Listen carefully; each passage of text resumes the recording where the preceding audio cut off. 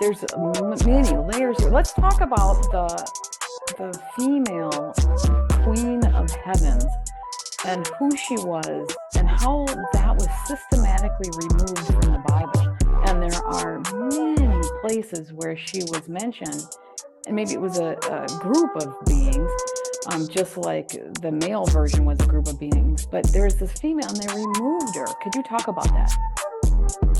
Yes, there's an amazing portion of the Bible, 1 and 2 Kings and the book of Ezra, that show us how the narrative was changed and how Judaism changed from its ancient form to its modern form. Now, its modern form is Yahwistic monotheism. Judaism believes in one God, and they use the name Yahweh for that God.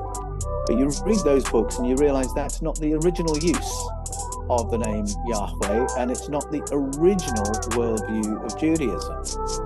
If you go to Jeremiah as well, you will find him lamenting the fact that the Jewish people of the 8th and 7th century BCE did not remember Yahweh favorably.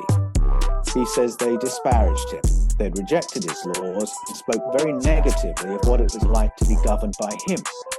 But they remembered Asherah favorably, and on every high hill and under every green tree, from every fortified town to every garrison city, installations to Asherah could be found, and harvest festivals commemorating her help of their people in the deep past.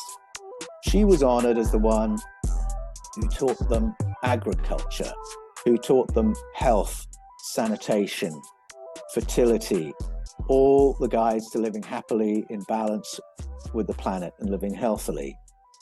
And so when you read that memory alongside the Yahweh stories in which he's incinerating his own people, if they think for one moment they can question his orders, it's not hard to imagine why they might have disparaged him and remembered Asherah favorably.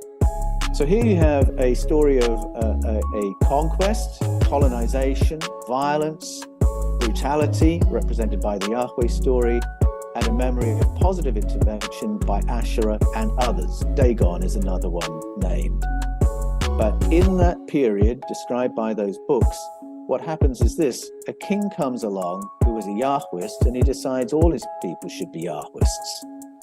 And so he decides to get rid of the memory of all these other beings in his own temple and in temples throughout the country. And so the Jerusalem Guard starts going around knocking down the standing stones which they erected in the places where they had met advanced beings, knocking down the temples where they commemorated them, defacing the carvings, showing us what they look like. He starts off this ritual reform, which his grandson, King Josiah, continues. And so he is then not only demolishing buildings and defacing installations, but he is getting rid of all the other Jewish priesthoods. So that by the end of this process, instead of having a country full of temples, full of memory of paleo contact, full of consulting rooms where you can go to your local priests to get higher information, now there's one temple in Jerusalem. All your tithes will go there. So there's this massive centralization of wealth.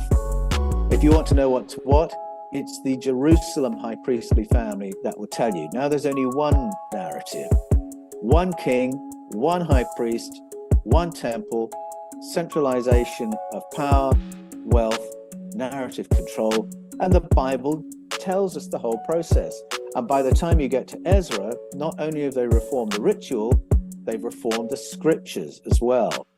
So that every reference to the memory of paleo contact now has a layer of condemnation poured over it. So that Jeremiah can say, all the people loved Asherah, P.S. isn't that awful. And once he's added the P.S., you're sort of press-ganged into agreeing, yes, that's awful, yes, that's idolatry. And you miss the information he's just given. And if anyone is hearing this, and this is brand new information, and they're into the Bible, here's a little hack. Go back to those old stories and separate the information that the writer has given you from his opinion of it. And as soon as you do that and put his opinion to one side, you'll realize you're constantly being told about a memory of paleo contact. And it's kind of curious. 101 because, propaganda. But yeah, it's what it is. Narrative control 101. Except the funny thing is, the narrator wants us to pour condemnation on the memory of paleo contact, but the author is guaranteed will never forget it. Because even though there's all this condemnation poured over it, the information is still there. Well, why do you think they work so hard to make her look bad and the focus on him? I mean, what was the goal of removing the female aspect? Because the female, I mean, I don't even know if that was symbolic or what it was, but that was such a beautiful story, and it was such a good part of human development. And by removing that and making it negative, that's kind of evil. You know, I mean, it's evil for a couple of reasons. First of all, because you are demonizing the side of the story that's represented by the female. And a lot of the wisdom associated with Asherah was traditionally taught by females. So all the basic knowledge about health, farming, fertility, that was female tutelage, and now you've just demonized it. The other advantage to choosing the male Yahweh over the female Asherah is that the male Yahweh was brutal and would do mass killings. If that's your God, you have just totally empowered your king. That's right. He can use all those same modalities and be considered holy because he's doing God's work. And you've empowered your king, if he wants to create an empire, because now with violence he can invade other people's territory. And again, he's only doing the same thing we see God doing. And I think the reason it happened, I mean, you can see all those advantages, but I think there's a real pivot that happens when Josiah becomes king. He becomes king when he's only 8 years old. And so clearly he needs advisors to help him rule. And his advisors were a Yahwist high priest and a Yahwist scribe. And so the Yahwist high priest, it's in his interest to get rid of all the other priesthoods. And so you can easily imagine Uncle Hilkiah, the high priest, going to the boy Josiah and saying, "Your Majesty, I have just identified another threat to your control of the kingdom and to your control of the narrative. It's this dirty priesthood down the road that your great-great-great-grandfather set up to Chemosh or Asherah or whoever else it may have been. Do you want me to deal with it?" "Oh, thank you, Uncle. Thank you so much. Please do."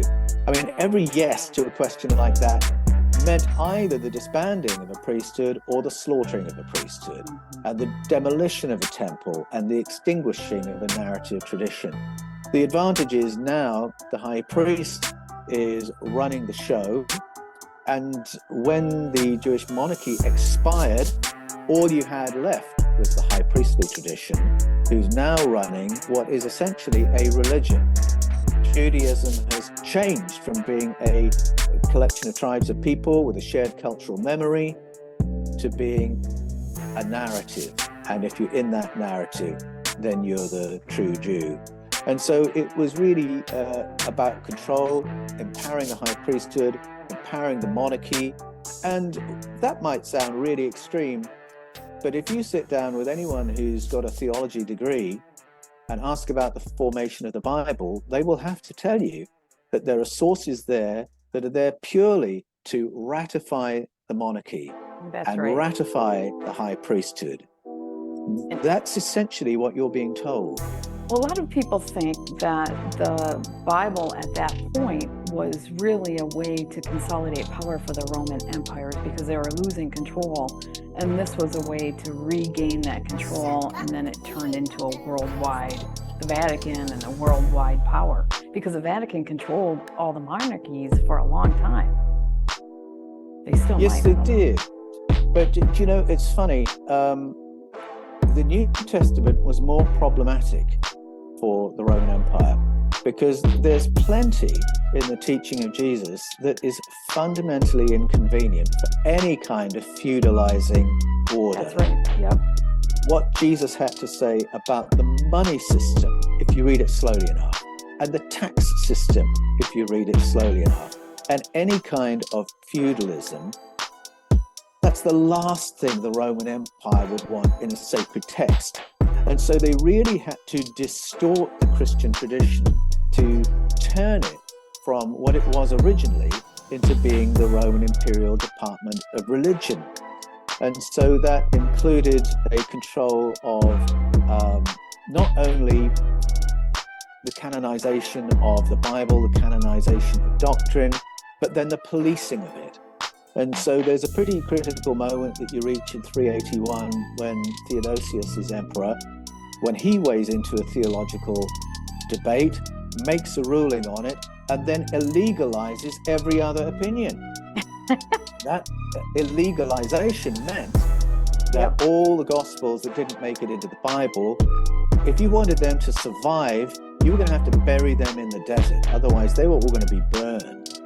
And we've got some record of book burnings and very significant writers of the early period who represented the early Christian tradition where you can't find a single thing they wrote because it's all destroyed because it didn't endorse this pyramid-shaped world with God and the emperor at the top, the bishops and the senators in the middle, and the people at the bottom meekly paying, praying, and obeying. And even within the canonical texts, you have to ignore certain parts of it in order for it to become the imperial religion. And that's essentially what happened. A distortion of what was in the text, distortion of translations, ignoring of certain texts, and then, of course, the art that gradually transformed Jesus into an Italian member of the militia, clearly somewhere under the authority of the emperor. So all these distortions happened because in the beginning, Christianity was something else. Well, and one thing that you talk about is how Jesus didn't like Yahweh either. And he was saying that those rules aren't God's rules. That's not God. Can you talk about that as well? Sure. I mean, this comes as a great shock to a lot of Christian believers because they will have a Bible where the Old Testament is glued to the New Testament. And just that very act gives the impression that it's a seamless story of God from beginning to end. And it must be the same God, surely. Christians have been entrained to believe it's a story of continuity, with Jesus simply telling us more about the Old Testament God than we knew before. But just to fast track the reframing of all this, I'd encourage people to go to Acts 15. And in Acts 15, the Apostolic Church held a council where they came to the decision that Yahwist monotheism was not the foundation for Christianity. That belief in and obedience to the Yahwist traditions was irrelevant, no longer needed, had expired. Christianity was not going to be built on that, and Yahweh's laws were at an end. That decision would have been absolutely impossible if Jesus was a Yahwist. Now go back and read the Gospels again with discontinuity in mind, and it's easy to find. Jesus makes very clear in the Gospel of John that when he talks about theos, the Greek word for God, the source of the cosmos, he's talking about something that his Jewish hearers don't know anything about. And when he talks about his father, that's Abba in the Aramaic, or Pater in the Greek, it's his way of addressing theos, the Greek concept of God. When he talks about all that with the apostles, again, it's something they don't know. Show us the Father. We don't know your Father, is what they're saying. Jesus is bringing something new. And there's a very decisive moment in which he speaks to the Jewish religious leaders in John chapter 8 and tells them that they've been following a lie. He talks about your father, the devil, your father who was the father of lies and a murderer from the beginning. And they must be thinking, what are you talking about? Our God is the only God, not according to Jesus. He has another saying where he says, this is in two Gospels, Matthew and Luke, what kind of father, if their children were hungry and thirsty, would give them a stone or a snake? Now, you and I might read that and think, oh, what a perverse scenario. Of course, no father would do that. Except all the Jewish hearers knew exactly what he was talking about. He was talking about a moment in the Hebrew stories of Yahweh where the people of Israel were thirsty and starving in the desert. They'd been on emergency rations for goodness knows how long. They'd been eating this stuff called manna, a word that means we don't even know what it is. And they were complaining that their families were starving and thirsty. And Yahweh's response was to say, there's a stone over there. I'll show you how you can get water from the stone. And then when they complain again, he sends snakes to bite them, and many people die. And so when Jesus says, what kind of father gives a stone or snakes, they knew exactly what he was talking about. And he's saying Yahweh is no kind of father. Let me introduce you to something completely different. And when the Apostle Paul talks about theos, he's not talking about Yahweh. He defines theos in Acts 17 as the source of the cosmos, that in which we all live and move and have our being, of which we are all offspring. And that's an idea you could find in Plato. That's a fairly non-religious idea if you think about it. What he's saying is your consciousness is a participation in source consciousness. Your intelligence, a participation in source intelligence. And the wonderful thing about that definition is there's no separation. And religion so often trades in separation anxiety. You know, you're separated from God, and that's going to be very bad for you in this life and the life to come. And we, the priests and pastors, will tell you how to claw your way back into God's good book. There's no possibility for that if we are all emanations of the source. And that's the vision Paul gives. Very different from Yahweh, who's this implacable, violent figure who you have to tiptoe around for fear of offending by accident. And that is the vision that I think the Jesus story sets us free from. Yeah, that's what I was always taught, that Jesus came to redefine what really is going on. But now even the New Testament has some things that are whitewashed and taken out and interpreted in different ways. If you were to take just what Jesus, that's why some people, there's books for just what Jesus has said or what they think he said. There's a big difference when you can actually look at it from the original writings, right? I mean, have you come to? Yes. How would you look at? Sure. Yeah. I think going to the source by looking at the root meanings of the keywords, that's always a key to unlocking an original understanding. It's very difficult to go to your English translation and understand it differently to how you did last year. We have all these associations layered onto familiar words. So whenever we read the word judgment, for instance, we think, oh, that's heaven and hell. That's eternal conscious torment for people who don't become Christians, isn't it? No, that's not what the word means. And just as I found going to the root meanings of Elohim, El Shaddai, El Elyon, Yahweh, El Ba'adat, all those words that reveal paleo-contact in the Old Testament, go to the root meanings of the Greek in the New Testament, and another story emerges there. So I'll give you one, for instance. At the beginning of Matthew's Gospel, he summarizes the message that Jesus toured with for the first year of his ministry. And the conventional translation goes like this: repent, for the kingdom of heaven is at hand. Now, you and I hear those English words and we think, oh, he's telling us to clean up our lives because God's about to show up and you wouldn't want to get on the wrong side of him. That's how we hear it. Go to the root meaning and you have metanoiete, which doesn't mean clean your life up. It means go beyond the mind. For the kingdom, if I say kingdom, well, that suggests we're all servants there to do the bidding of the king. It can be translated differently. Basileon can be realm. Go beyond the mind, because the realm, Uranon, the realm of the cosmos, is available to you.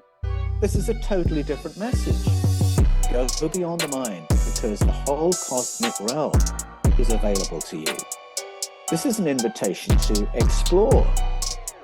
And then when later, you can find this in the Gospel of Thomas and the Gospel of Matthew, when he says, the kingdom of heaven is within you. Now he seems to be saying that if you look within yourself, you'll find the whole cosmic realm. And if you look deeply into the cosmos, you'll find yourself. So this is a profound, invitation to explore, and to explore what's possible. What does it mean if the principles of the cosmos are available to us? What does it mean if the powers of the cosmos are available to us? And I think much of the Jesus story is there to unpack what that might look like. And Jesus is presented as a model to us of what that might look like. And instead of it being a religion of worship and obedience, and by the way, Jesus said he didn't come to be worshipped, I did not come to be served. If we reframe our reading of the Gospels in this way, it stops being a religion of worship and obedience, and it becomes an invitation to explore who we are and to explore what's possible. And that's how I read the Gospel.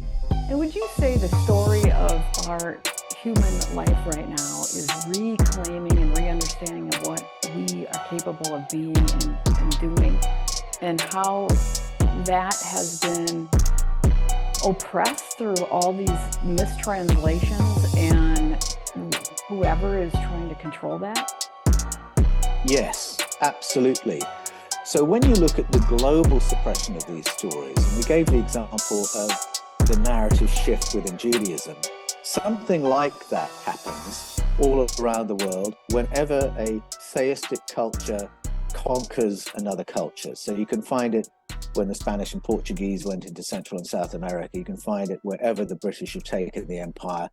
The local knowledge is deleted and replaced with Orthodox religion, Orthodox Christianity. Also, what is deleted is the tradition of ceremony that accompanies those stories. And you can go to many places and realize there's a connection. So you've got an ancient narrative that says our ancestors used to be smarter, used to have access to higher cognitive powers. And that's absolutely tied in with their ceremony and their shamanic protocols, all designed to help us be more intelligent and be more conscious. The ceremony, as well as the stories, are suppressed. And so, for instance, in the United States of America, Canada, and Australia, for the same 100-year period between the 1880s and 1980s, Indigenous ceremonies were legalized, Indigenous languages were legalized, and children were being kidnapped from Indigenous families to cut them off from their Indigenous memory and their Indigenous powers. So the concern of the invading power is narrative control, and they also don't want people who know what they're thinking or who know when they're coming. So these things are absolutely tied together. Many of the narratives have an element which I think is most colorfully expressed in the Mayan story, which says that there came a point when our non-human governors decided we all needed dumbing down. And so they came up, this is the story of Quetzalcoatl, came up with a vapor that when sprayed over human populations would brain damage them to the point where they're limited to their 5 physical senses. And for anything beyond their immediate environment, they have to rely on an authority to tell them what's what. And the progenitors... We're almost there now, but go ahead.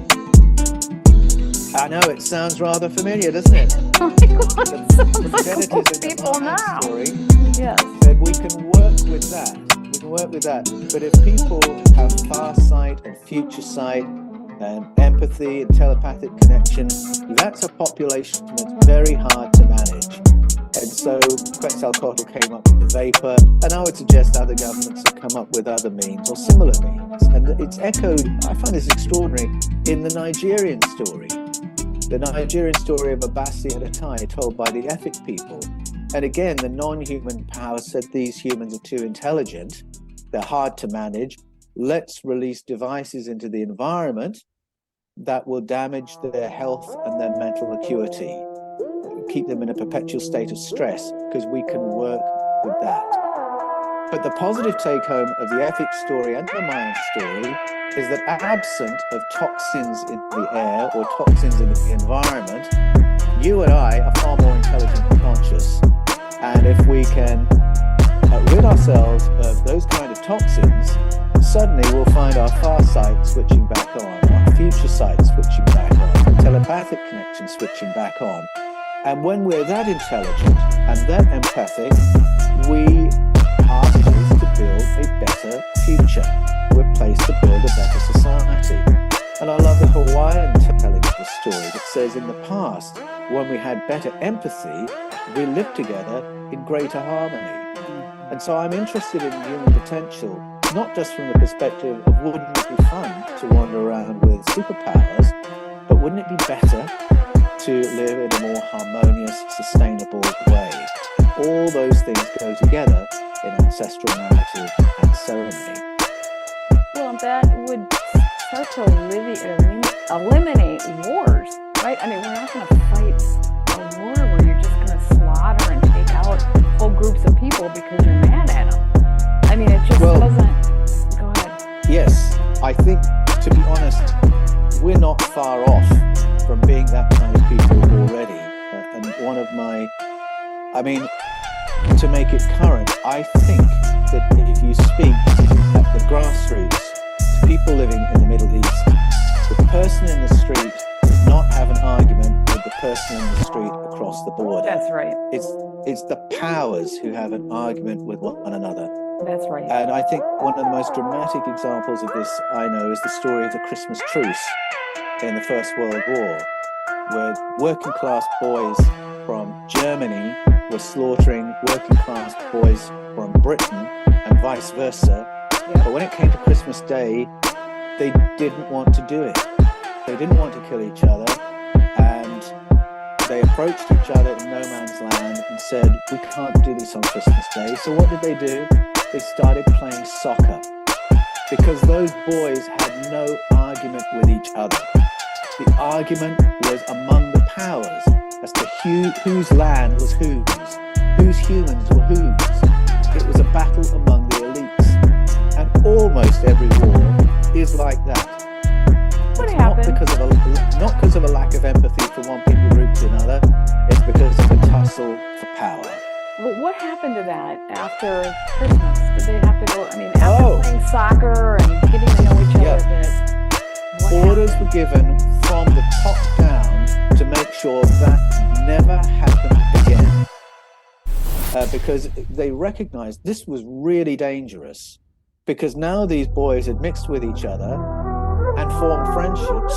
How can you go back to war? Well, they did, because they were ordered to, but the higher-ups realized this was a disaster. If that happened next Christmas, that could be the end of the war, and we had to have victory. And so it was enforced from the very top down that every hint of empathy with the opposition had to be stamped on, and stories had to be circulated to demonize the other side so that any sense of empathy would be diminished.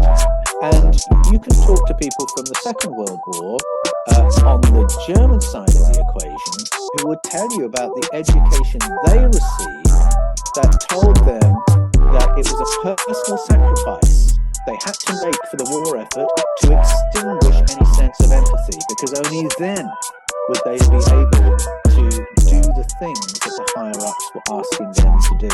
And that is very, very telling indeed. That's the power of our natural innate empathy.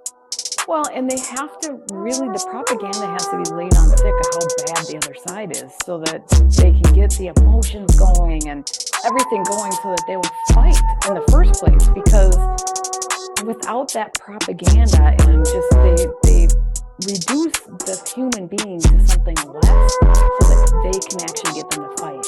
And with the internet and with us being able to communicate, it's kind of turning into one big soccer game. Oh, yes, it is. And I think it's important for people to realize that this isn't just something we do when we want to go to war. We don't just do the dehumanizing narrative of the country we want to fight. It happens within our own countries as well. You look out for your own government speaking without any finesse or empathy about a people group in your country.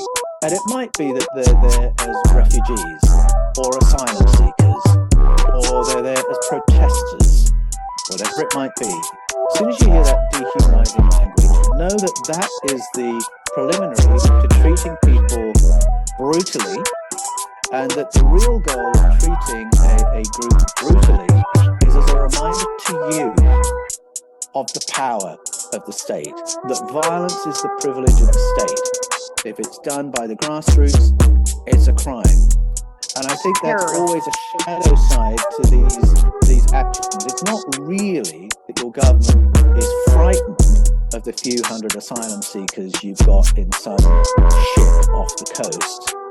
They're maintaining control. They're sending messages, and they're not sending messages to people who are fleeing war zones in a blind panic, fear of their lives and the lives of their children. That's not where the message goes. The message goes to those watching the TV, and it's a power play, and I think we need to recognize that for what it is. And I think it's good to talk about it because it reminds us that we are not the state, that we feel differently, that we have empathy, that we have farsight that isn't reflected in the political speech of the moment. And I think it's our best ticket to be as emotionally intelligent as we can be at the grassroots. Because if we are really emotionally intelligent, we can't be manipulated by a demagogue. If we're empathic, we can't be manipulated by a xenophobe. And the politicians have to respond to the people in front of them. So we need to safeguard our own culture in a far more grassroots kind of way. Well, let's go back to that council. Do you think with everything that's going on at a big picture level, are they involved with that? Are they involved with some of these, knowing that there's such a disparate, it's the way the grassroots thinks and the way the states are behaving, the gulf is getting larger and larger, right? That is becoming clear that the people just do not agree with the governments, right? And we're seeing that with the World Health Organization. We're seeing this, the United Nations, all these things where they're trying to cram down our throats, something that the people don't agree with, right? It's becoming pretty uniform. Is that just a bunch of rogue globalists, or are there something else behind it? Well, again, if we go back to the very early Christians, who we call Gnostics, when they talked about archons, they were talking about non-human powers who benefited from the energy of war. And they would manipulate leaders into more aggressive and paranoid stances so that they could foment war and then feed off everything that meant for them. Now, at a human level, we have corporations that benefit from war, and they might have an interest in fomenting war, military-industrial complex. But the Gnostics said, no, there's a non-human layer to that story as well. And that repeats in the Bible. Just to show the relevance of it, there is a passage in 1 Kings 22 in which a fellow with far sight called Micaiah manages to remote view the Sky Council. And what he sees them doing is fomenting a war. And he sees an entity saying, I can manipulate this leader with false intelligence into invading another country. Does that sound remotely familiar? Yep. To my ear, it does.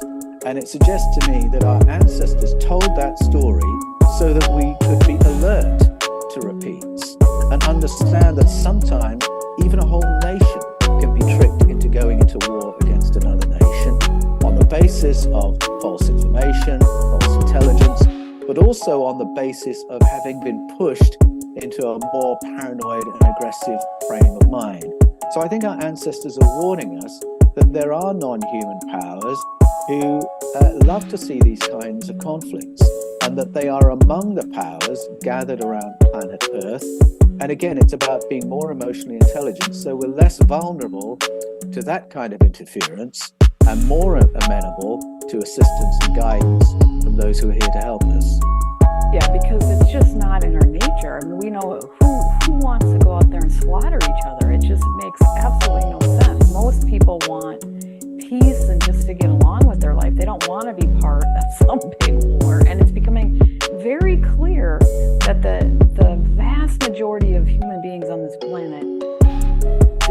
agree with that and are at a distinct difference to their leaders in these governments. Now let's talk about, if all this, because I have some remote viewer friends that claim that, that's a very interesting whole world. And actually, you talked about some kind of remote viewing thing in the Bible, which I want to ask if that's what it was about. But one thing that they were saying is that we will eventually hear in a few years, I don't know, in the future, we're going to be living amongst the extraterrestrials or the other races. And so it sounds like pretty soon we will be part of it, like the Brigadier General that you were talking to, who was in charge of the space program in Israel. They're saying the same thing he was saying, but it's going to happen in the near future, probably in our lifetimes. We're going to be in that world. What do you think about that? And are people ready for it? Well, at a covert level, we are already in that world. So Hemisphere is speaking about collaborations that have been going on for more than 7 decades. So collaboration says we are in each other's presence. At a covert level, you can go to another place, to the world's canon of abduction narratives, and every culture has that narrative tradition. And what's interesting about those stories is that those doing the abducting and the hybridizing are an ancient presence. They're not described as people have just turned up and are doing this. No, this is a non-human presence co-occupying planet Earth, and they've been doing this for thousands of years. So you will find out whether you're listening to the Welsh narrative of Tig or to the Gallic Celtic narratives of Scotland that were researched by Robert Kirk in the 1600s. You can go to the Caribbean, hear about Yamoya. You can go to Ghana, hear about Mamiwasa people. They would all say, we have got company already. The Encantos in the Philippines would be another example. But it's not overt, it's not acknowledged other than in folkloric traditions, but it's already there. I think that it's not hard. Well, I'll put it this way. I reckon you could sit down any family circle or any friendship circle, and if you ask people to share their stories of things they can't explain, by the end of the evening, you'll have worked out we've got company that isn't human. Our folkloric traditions say it's there, it's always been there, but it's not part of the mainstream narrative. And I think we are waiting again for that bar when we become a spacefaring civilization, the conversation changes. That's when I think we'll find out what all these abduction narratives are about. And I think it is to do with others wanting to co-occupy Earth in a more overt way. And I don't mean that in a sense of invasion or takeover, just the fact that they're living here and they'd be happy it not being covert. Well, are they in a different dimension then, or are they hiding from us? Most of the ancient abduction narratives say they are hiding from us, either by being cloaked or by living in underwater bases. Now, when I first heard that in the ancient narratives, it totally surprised me. It seemed such an unlikely thing, and yet whether you're in the Caribbean or the Philippines or Wales or Scotland, that is a feature of the story, that there are populations living in colonies under the oceans. Now, you might just leave that in the folklore basket and the fable basket until you start paying attention to what's been released by the Pentagon in the last 6 years. Because now we have footage of what's called transmedium anomaly. And now we have research into all-domain anomaly. And what that language represents is that our military intelligence are investing in tracking craft that can travel in space, in the air, and under the oceans. And we can see footage of US pilots responding to craft, traveling at incredibly high speeds and entering the water seamlessly. And the reaction of the pilots is very interesting because what they're implying is they're going to their base. And research has been done on electromagnetic anomalies under the oceans around the world. that would hint at something technological going on at certain points under our oceans. And so putting that modern phenomenon alongside the ancestral narrative, I think there's a connection. I don't think it's a coincidence. I think we do have technology emerging from our oceans. In Chile, you can go, and it's common knowledge that that is how our company is cloaked. They're not living on the surface with us.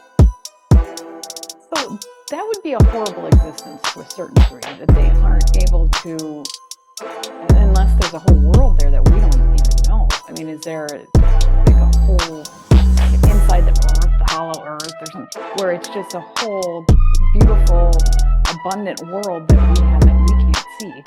Or is it they're actually hiding from us for thousands of years, and that would be terrible? Well, it would be a horrible existence for me, I must say. And this supports one theory about the hybridization narratives. And I should say, I know how stretching that language is for people. When I wrote The Scars of Eden, my second paleocontact book, I had no ambition to write a book about hybridization because I know people find it ridiculous on first hearing. If somebody says I was abducted and used for hybridization, our natural and trained thought is, $50 from the I asked for confirmation for my family, so here we go. And one of the explanations for this hybridization is that our visitors want their descendants to be better adapted to living on the planet's surface. And that is why they are hybridizing with us, so that their descendants will have a future among us. And the underwater bases, however ancient they may be, that's not their long-term plan.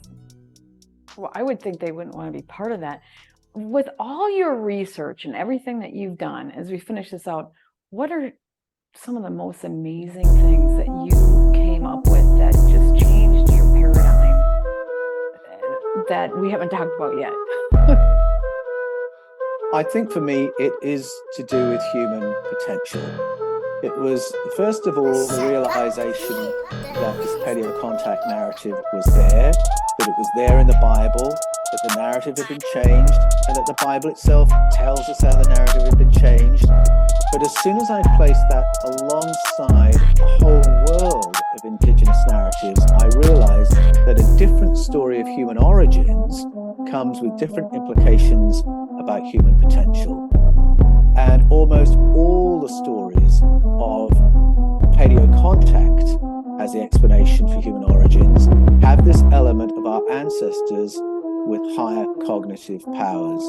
And they all have that theme that I mentioned earlier from the Mayan and the Nigerian story, that you and I still have them. And that if we can maximize our health and maximize the cleanliness of our environment, we will begin firing off all those cognitive powers that are latent in our brains. And my mind was blown when I realized that this is a genuine field of peer-reviewed science in the world today called acquired savant syndrome. And that is the syndrome where you suffer a brain injury and it accidentally knocks on a higher cognitive ability. So you have a brain injury and all of a sudden you've got phenomenal mathematical skills, or you can read the formulaic mathematical structures of everything, or you can speak a language you couldn't speak before, or you can play an instrument you couldn't play before, or you are a brilliant artist when you weren't before. This is a real world phenomenon. And so these peer-reviewed neuroscientists are asking the question, what are higher cognitive abilities doing in our brains in the off position? From a naturalistic evolutionary framework, it doesn't make any sense at all. But you go back to the ancestral narratives, it makes every sense. Because our ancestors say we all have higher cognitive abilities. We can all remote view. We can all future view. We can all have telepathic connection. We can all have X-ray vision and have better self-healing. It's just a matter of reactivating what has lain latent for so long. And it can be reactivated through psychoaffective teas, which was Plato's method. or through other modalities. Controlled conscious breathing is another modality. Through pineal activation, which is hinted at in the Sumerian stories. And so my excitement is that that's who we are. We are far more conscious, far more intelligent, capable of far more, and capable of building a better human experience once we begin reactivating ourselves. And I can understand why governments in the past would want to suppress it, but I think that age is at an end, because people all around the world are having experiences that are telling them this is possible. Everyone I know would say they've had a flash of future viewing or a flash of far sight. And you have enough of those and you start asking, can we nurture this? And the answer is, yes, we can.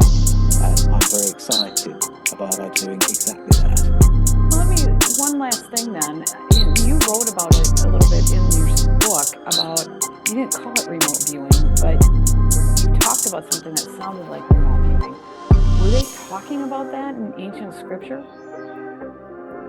Yes. I mean, we think of the prophets in the Old Testament, but the word used for many of those people was seers.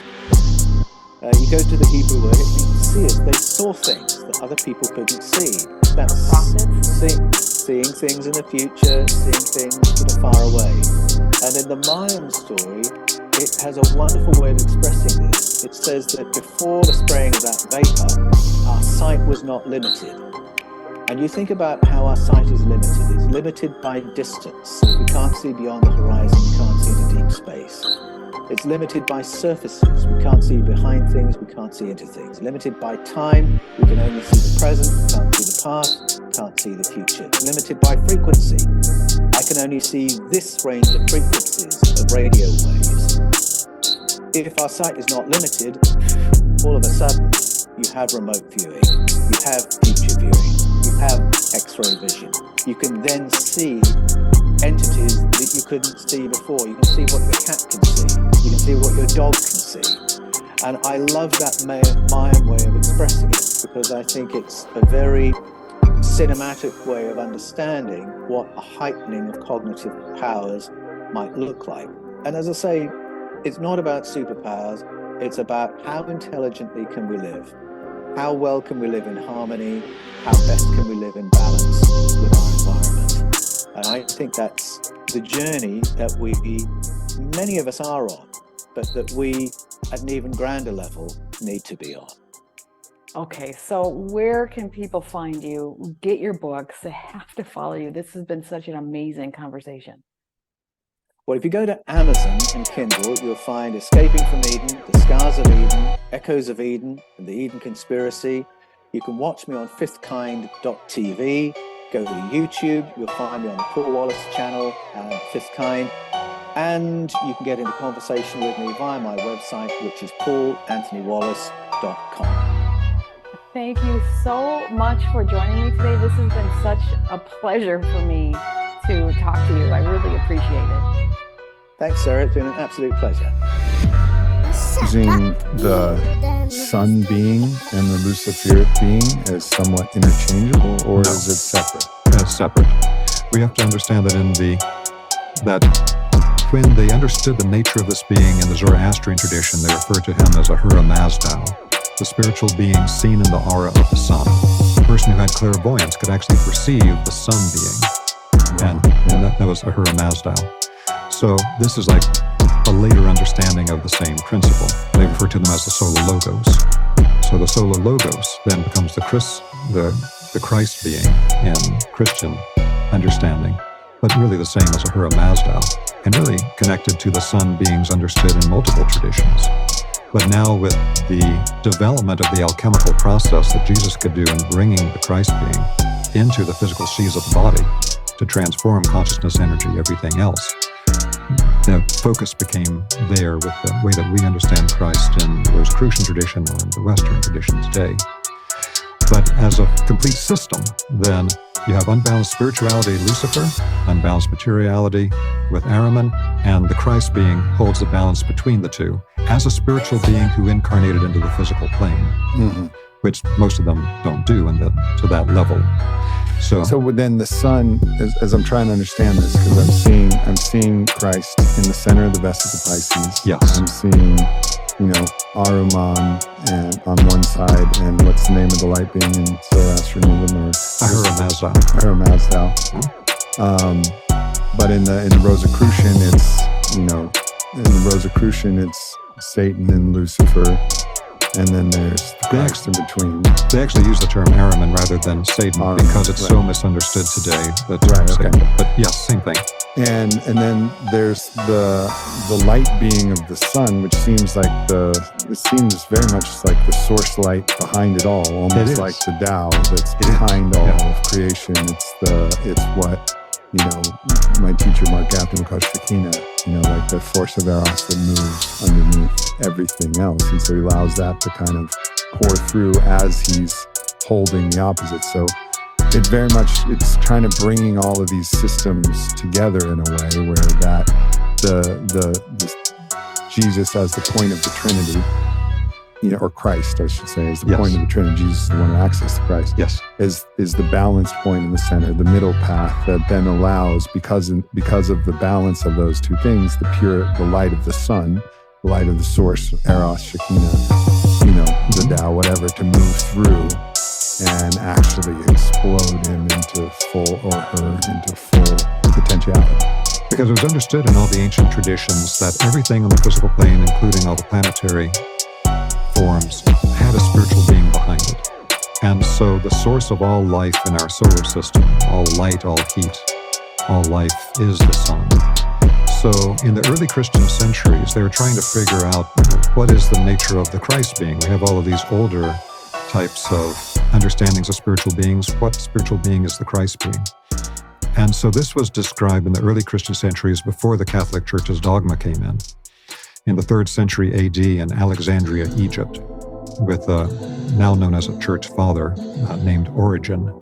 And Origen wrote in a book called On First Principles, he said, the way to understand what the Christ being is that the Godhead is a being that is everything. It is literally the one source of everything. It contains everything inside of it. And this being is so vast, you can't really perceive it as a separate thing, as an incarnated being, because it's everything.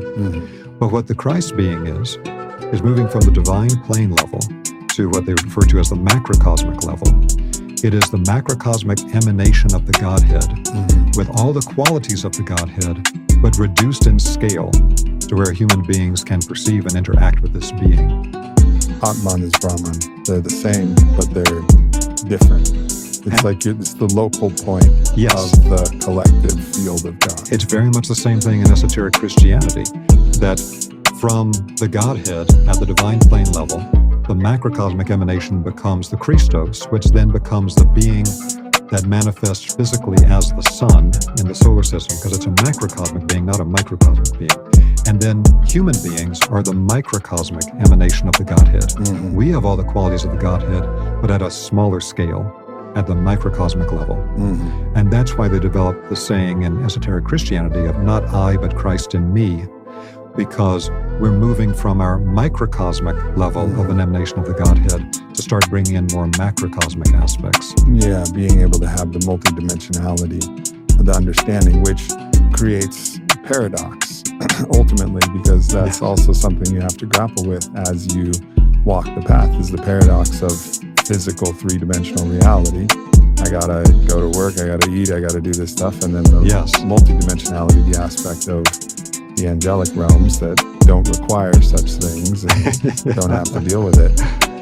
Yeah, this is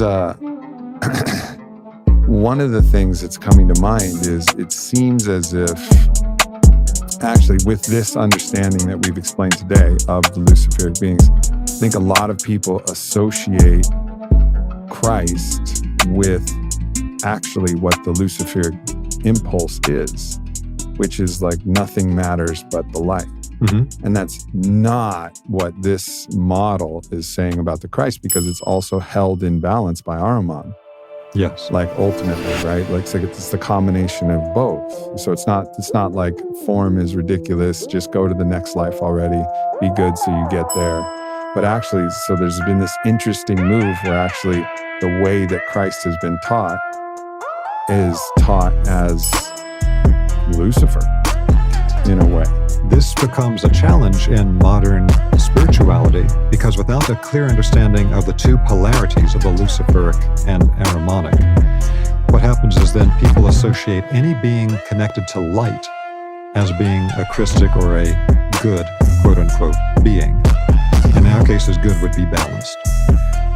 And that's not the way it is. We can be approached by all types of great beings of light that don't have a balanced energy to them, that may be giving us counsel that is illusory and is not real. Because again, the blinding light blinds as surely as the complete darkness. And so it needs to be understood that we're, all of us, affected by the Luciferic and Ahrimanic beings at all times. We are like, human beings are like fish in water that don't know we're living in water, and that there's all these other invisible forces moving through the water all the time. And the water is the spiritual world around us. We're embedded in it.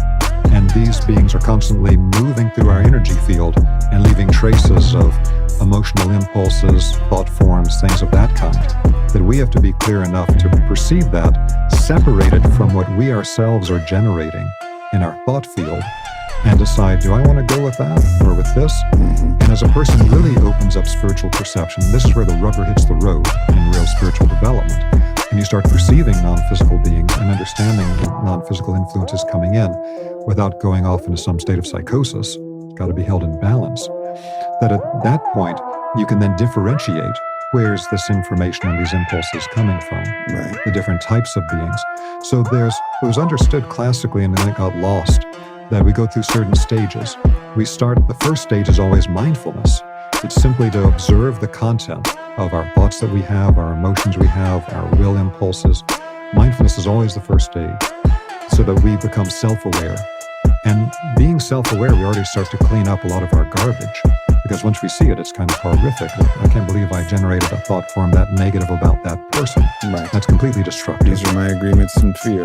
These are my, we start to become aware of actually what we're doing. So awareness is, and that's also something that John Churchill, again, the Mahayana Buddhist, he was talking about, is that most people think, well, that's the end goal, and actually it is a momentous task to be aware, and there's levels and levels and levels of awareness. So it is an ongoing process. So you can put that as like, become more aware, but it's actually not the end goal. He was like, that's like the first stage. That's the beginning. That's the beginning. It is. It really is. That's just where we start. But most people think, that's the goal, awareness.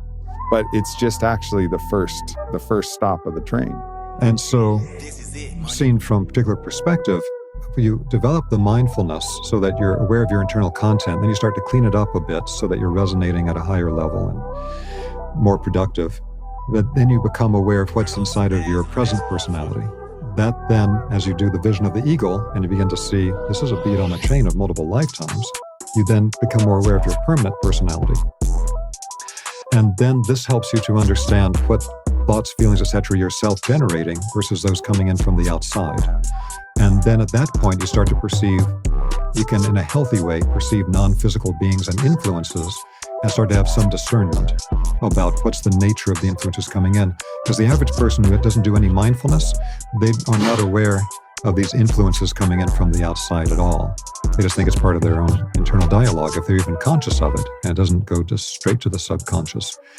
In the Rosicrucian tradition, there is a particular exercise or practice that's known as the 6 essential exercises.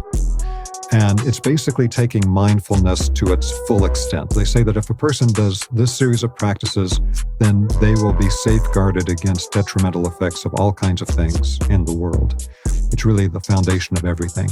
So the first 3 practices are to observe the content in your thoughts, your feelings, and your actions, and then to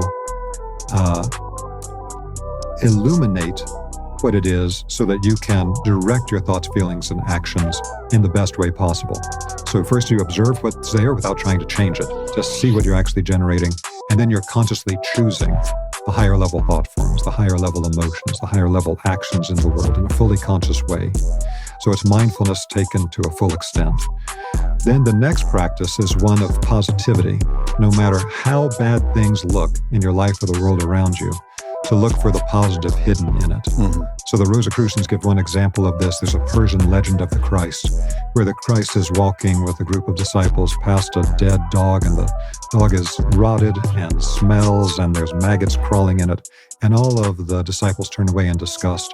And the Christ looks at it as they walk by, turns to the disciples and smiles and says, "What beautiful teeth that animal had." It's like always looking for the positive in anything. Mm-hmm. And then the next exercise is radical openness to new perspectives, radical openness to new information, radical openness to new ways of living and being. And then the sixth and final exercise of it is to harmonize all that together in your daily life. So you've got illuminated mind, illuminated heart, illuminated will, positivity, openness to new things, new ways, so you don't get caught in the old traps. Illuminated will, I don't think we fully expounded upon that. Okay, so just like you can, in a clear mind state, observe the thoughts you're generating or the emotions you're generating, you can observe the impulses to the actions you take in your life. Mm-hmm. So before you take any action, if you really observe yourself internally, you'll see that there's an impulse toward that action. And some of these actions may be detrimental actions, like I'd rather ends up in prison. People that end up in prison have particular problems in impulse control. If they were able to perceive inside themselves the impulse before they took the action, they could choose and say, well, that's not the action I want to be taking. And the awareness of the source of the impulse. Exactly. And this is in the Kabbalist lineage that I'm studying, and this is what we call the process of Berur, which is a process of the clarification of your desire. Yes. To understand what is driving what you want. Yes. And then ultimately the goal is that what's driving what you want is that Christ's archetype of the being that's in balance, that's actually one with the will of the universe. So you try to clarify your desire so that your desire is ontically identical, or as close to identical as possible, with the will of the universe as expressed through you as a unique incarnation of, the unique self of the being of the one, right? So the Berur is the awareness and clarification of your desire until what you want is what God wants, and what God wants is what you want. Yes. And then you're really in flow of the universe. It's like this infinity loop of like, all right, what I want is what God wants is what I want. And then that's when you're in Berur, you're in the clarification of your desire. Yes. And you've merged with the will of the universe. And at that point, you've got the prerequisite to do true divine tantra and things of that kind. That not only are you maximizing your ability for the greatest level of pleasure, joy, etc. in sex, but also focusing on maximizing that in your partner. Mm-hmm. And at that point, having as the focal goal, the returning to the unity state, that both of you are in such an elevated state, you're both so happy, you're both so joyful, you're both so open, that at that point, there's no shields in place, and the merger to become one and to connect back to the divine, and then becomes possible. Now, I want to bring out one other hidden thing about these 6 exercises that it's not always immediately obvious, but in doing these 6 exercises, we think of them as things you're doing in your consciousness, but everything you do in your consciousness is structuring your energy body. Mm-hmm. So when you do those 6 exercises, the way it's described by the Rosicrucians is that your heart is a 12-petal lotus, like they talk about in India. The 6 of the petals of your 12-petal lotus, they say, were developed in earlier times of human evolution. We have to work on another 6 petals to complete the process in this time period. So each one of those 6 exercises I just described develop one of the 6 remaining lotus petals. Once those 6 remaining lotus petals are developed, all 12 lotus petals of the heart become active. At that point, the heart becomes a fully active center for the entire energy body, and it becomes the organizing center for the entire human body of energy for a higher alchemical process to take place. If someone wanted to double click on this, go deeper, understand the process of developing these 6 petals of the heart, yes, this sixfold process, would just real quick, where would they go? Maybe you have some resources. Maybe there's a good source Yes. material that they could point to. So thank you very much. In the resources I created, there are things that are toward spiritual science, which is developing consciousness, and some that are toward developing energy with the vibrational science. So the introductory course that I have online for the spiritual science is called Essential Teachings and Practices of Spiritual Science. And that goes into great detail about each of the 6 practices and the 6 essential practices, and describes it everything step by step for how you actually do it in a practical way in your own life. And it also covers a lot of things we haven't touched on about absolutely essential principles for developing consciousness and energy. Mm-hmm. So that's the essential teachings and practices. And where do they go to find that? They go to my website, which is vesica.org. And Vesica, again, is that almond-shaped enclosure of the balance, and it's spelled V as in Victor, ESICA.org. Beautiful.